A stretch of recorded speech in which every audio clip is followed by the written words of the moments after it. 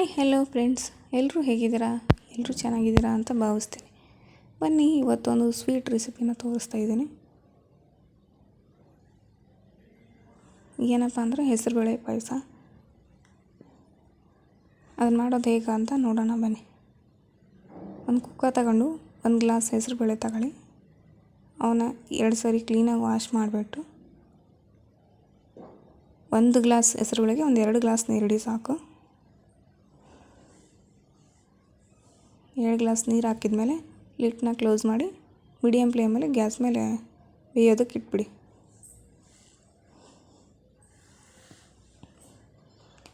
ಅದಲ್ಲಿ ಬಿಸಿಲಾಗೋಷ್ಟರಲ್ಲಿ ಇಲ್ಲಿ ಬೆಲ್ಲನ ಜಜ್ಕೊಂಡ್ಬಿಟ್ಟು 1 ಕಪ್ಪಷ್ಟು ಪಾನಕ ಮಾಡ್ಕೊಳ್ಳೋಕೆ ಇಟ್ಕೊಳ್ಳೋಣ. ಇದಕ್ಕೊಂದು ಗ್ಲಾಸ್ ನೀರು ಹಾಕ್ಬೇಕು. ಇವಾಗ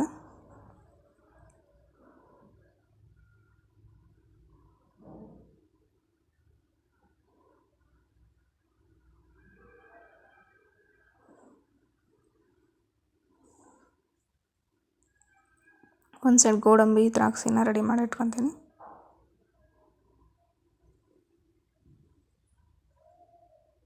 ಇವಾಗ ಬೆಲ್ಲದ ಪಾನಕ ರೆಡಿ ಮಾಡೋಣ. ಪೂರ್ತಿ ಎಲ್ಲ ಬೆಲ್ಲ ಕರ್ಗೋವರೆಗೂ ಸ್ವಲ್ಪ ಕುದಿಸಿ.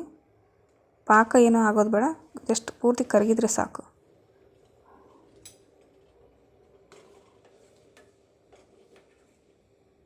ಅವಾಗವಾಗ ಕೈ ಆಡಿಸ್ತಾ ಇರಿ, ಯಾಕಂದರೆ ಕೆಳ ತಳದಲ್ಲಿ ಸ್ವಲ್ಪ ಉಳಿದಿರುತ್ತೆ. ಅದಕ್ಕೆ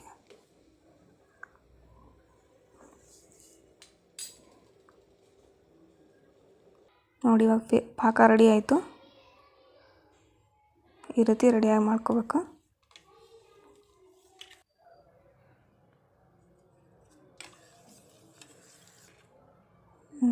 ಇನ್ನು ಕುಕ್ಕರ್ಲಿಟ್ಟು ಓಪನ್ ಮಾಡಿದೆ. ನೋಡಿ, ಒಂದೇ ವಿಶಿಲ್ ಸಾಕು. ಒಂದೇ ವಿಶಿಲ್ಗೆ ಎಷ್ಟು ಚೆನ್ನಾಗಿ ಮೆತ್ತಗೆ ಬಂದುಬಿಟ್ಟಿದೆ. ನೀರು ಕೂಡ ಕರೆಕ್ಟಾಗಿದೆ. ಇಷ್ಟು ಕನ್ಸಿಸ್ಟೆನ್ಸಿ ಇದ್ದರೆ ಪರ್ಫೆಕ್ಟಾಗಿ ಬರುತ್ತೆ.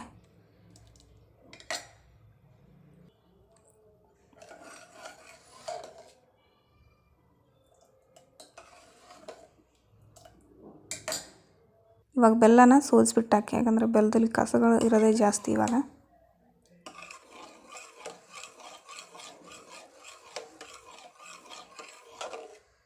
ಸೋಸಿ ನೀಟಾಗಿ ಅದನ್ನು 2 ಮಿಕ್ಸ್ ಮಾಡಿ ಇವಾಗ 1 ನಿಮಿಷ ಚೆನ್ನಾಗಿ ಬೇಯಿಸ್ಬೇಕು ಅದನ್ನು. ಮತ್ತೆ ಅಷ್ಟರಲ್ಲಿ ತುಪ್ಪದ ಒಗ್ಗರಣೆ ಮಾಡ್ಕೊಳ್ಳೋಣ.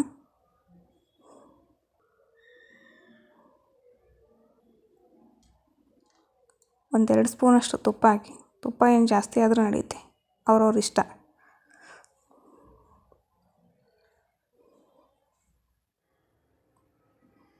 ತುಪ್ಪನ ಕಾಯಿಸಿದ ಮೇಲೆ ಸ್ವಲ್ಪ ಚೆನ್ನಾಗಿ ಕಾಯಲಿ.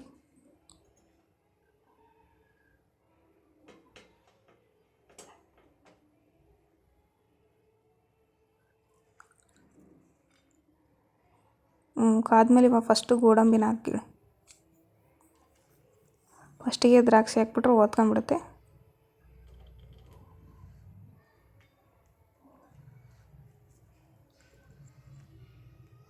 ಗೋಡಂಬಿನ ಹಾಕಿ ಸ್ವಲ್ಪ ಚೆನ್ನಾಗಿ ಫ್ರೈ ಮಾಡಿ.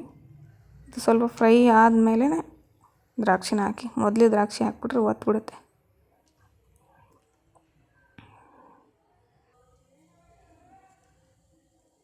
ಇವಾಗ ದ್ರಾಕ್ಷಿ ಹಾಕೋಣ. ಚೆನ್ನಾಗಿ ಫ್ರೈ ಆಗಿದಾವೆ. ಹಾಕಿ 1 ನಿಮಿಷ ಹಿಂಗೆ ಕೈ ಆಡ್ದಂಗೆ ಕೆಳಗಿಳಿಸ್ಬಿಡಿ, ಇಲ್ಲದ್ರೆ ಒತ್ಕೊಂಡು ಹೋಗ್ಬಿಡ್ತಾವೆ, ಸೀದ್ಬಿಡುತ್ತೆಲ್ಲ. ಇವಾಗ ಕುಕ್ಕರ್ನ ಗ್ಯಾಸ್ ಮೇಲೆ ಇಟ್ಕೊಂಡು 1 ನಿಮಿಷ ಬೇಯಿಸ್ಬೇಕಲ್ಲ. ಗೋಡಂಬಿ ದ್ರಾಕ್ಷಿ ಒಗ್ಗರಣೆ ಕೂಡ ಹಾಕಿ 1 ನಿಮಿಷ ಬೇಯಿಸ್ಕೊಳ್ಳೋಣ.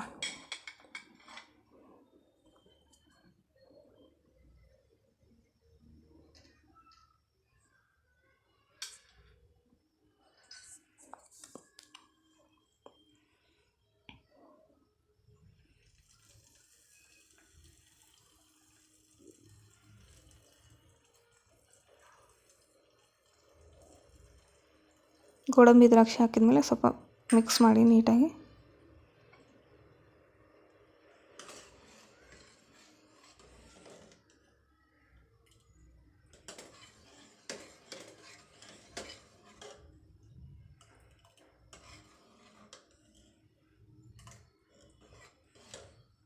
ನೋಡಿ ಫ್ರೆಂಡ್ಸ್, ಇಷ್ಟೇ ಹೆಸರುಬೇಳೆ ಪಾಯಸ ರೆಡಿ ಆಯಿತು. ನೋಡಿ ಎಷ್ಟು ಚೆನ್ನಾಗಿ ಬಂದಿದೆ. ಇದ್ರ ಜೊತೆಗೆ ಹಾಲನ್ನು ಹಾಕ್ಕೊಂಡು ತಿನ್ಬೋದು, ಚೆನ್ನಾಗಿರುತ್ತೆ ಟೇಸ್ಟು.